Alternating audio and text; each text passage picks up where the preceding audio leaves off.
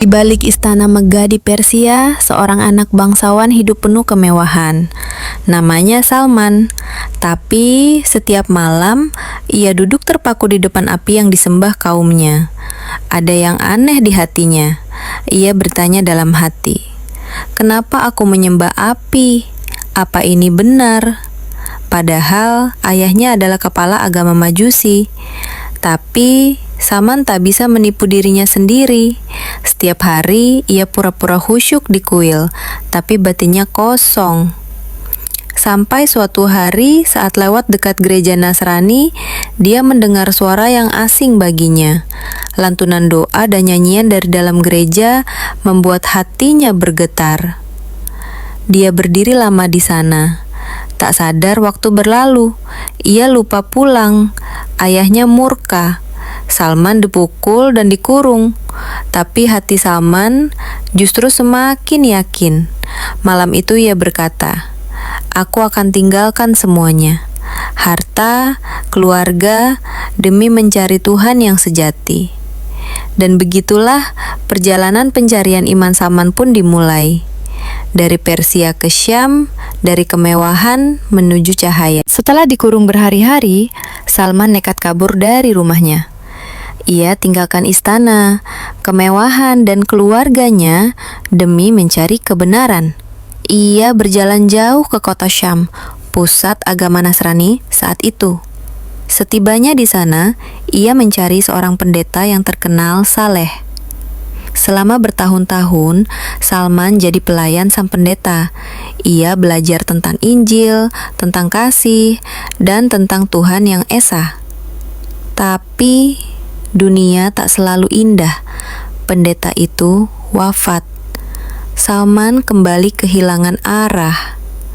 Sebelum meninggal, pendeta berkata, "Pergilah ke Mosul. Di sana ada orang salih yang bisa meneruskan pencarianmu." Dari satu tempat ke tempat lain, Salman terus mencari. Ia tak menyerah, meski setiap gurunya akhirnya wafat juga. Sampai suatu hari, guru terakhirnya berkata, "Zaman itu telah dekat. Akan muncul seorang nabi dari tanah Arab." Tandanya jelas. Ia tidak menerima sedekah, tapi menerima hadiah, dan di punggungnya ada tanda kenabian. Hati Salman bergetar. Inilah yang selama ini ia tunggu. Ia memutuskan berangkat ke Hijaz, tempat nabi itu diramalkan akan muncul. Namun, takdir belum bersahabat. Dalam perjalanan, ia dikhianati dan dijual sebagai budak. Tapi Salman tak menyerah. Ia yakin Tuhan tak pernah salah menaruh harapan dalam hati seseorang. Perjalanannya baru dimulai, dan cahaya itu semakin dekat. Salman kini menjadi budak di kota Yatsrib, yang kini kita kenal sebagai Madinah. Ia bekerja keras, tubuhnya lelah, tapi semangatnya belum padam. Suatu hari, ia mendengar kabar. Ada seorang pria dari Mekah yang mengaku sebagai nabi terakhir. Dek, jantung Salman berdetak cepat. Ia teringat ramalan gurunya. Di kota ini, di tanah Arab ini. Dengan diam-diam, ia mengumpulkan buah kurma dan pergi menemui Muhammad. Lalu ia berikan kurma itu sebagai sedekah. Tapi Nabi Muhammad tak memakannya. Ia justru menyuruh sahabatnya yang lain untuk memakan kurma itu. Salman terkejut. Itu tanda pertama yang disebut gurunya, Nabi tak menerima sedekah. Keesokan harinya Salman datang lagi. Kali ini ia bawa kurma dan bilang, "Ini hadiah." Nabi Muhammad tersenyum, lalu memakannya. Tanda kedua terbukti. Tapi masih ada satu tanda lagi. Dengan berani, Salman mendekat dan mencari tanda itu. Dan di punggung Nabi, ia melihat tanda kenabian sebagaimana yang dikatakan gurunya dahulu. Air mata Salman menetes. pencariannya selama puluhan tahun berakhir hari itu juga. Ia sujud di hadapan Rasulullah dan Islam pun memeluk seorang pencari sejati. Salman telah menjadi muslim, tapi statusnya masih budak. Ia ingin bebas dan Rasulullah pun membantunya. Salman bekerja keras menebus dirinya hingga akhirnya ia menjadi orang merdeka. Tak lama kemudian, Madinah terancam. Pasukan Quraisy dan sekutunya datang untuk menghancurkan kota. Saat semua orang bingung, Salman maju dan berkata, "Di Persia, kami biasa membuat parit di sekeliling kota." Saran itu mengejutkan semua orang, strategi yang belum pernah dilakukan bangsa Arab. Rasulullah pun menyetujuinya, dan perang Khandaq pun dimulai. Para sahabat menggali parit siang dan malam. Rasulullah sendiri ikut menggali bersama mereka. Salman ada di garis depan. Ia bukan hanya seorang pencari, tapi juga seorang pejuang.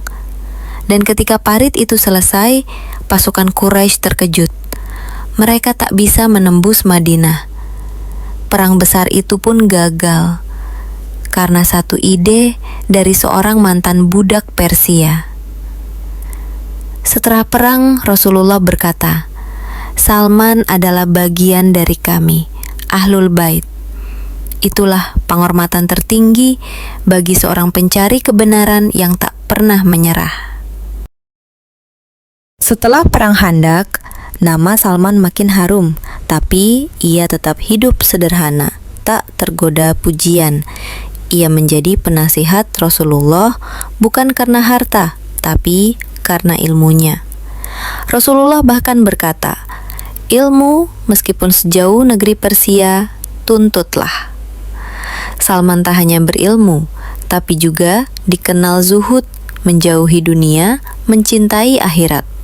Ketika umat Islam mulai meluas, Salman ditunjuk sebagai gubernur di Madain, Persia. Tapi lihat gaya hidupnya. Ia tinggal di rumah dari tanah liat dan tidur di atas tikar. Gubernur lain naik kuda dan disambut megah. Salman datang jalan kaki sambil membawa kayu. Saat ditanya kenapa tak hidup mewah, ia jawab, "Aku hanya tamu di dunia." Ia juga menolak upah dari jabatan, bahkan uang gajinya ia sedekahkan semua. Bagi Salman, kekuasaan bukan tujuan, tapi amanah yang harus dijaga. Karena itu, malaikat pun mencintainya, dan Rasulullah bersabda, "Surga merindukanmu, wahai Salman." Itulah harga dari ilmu, kesetiaan, dan kesederhanaan yang membuat langit menunduk hormat padanya.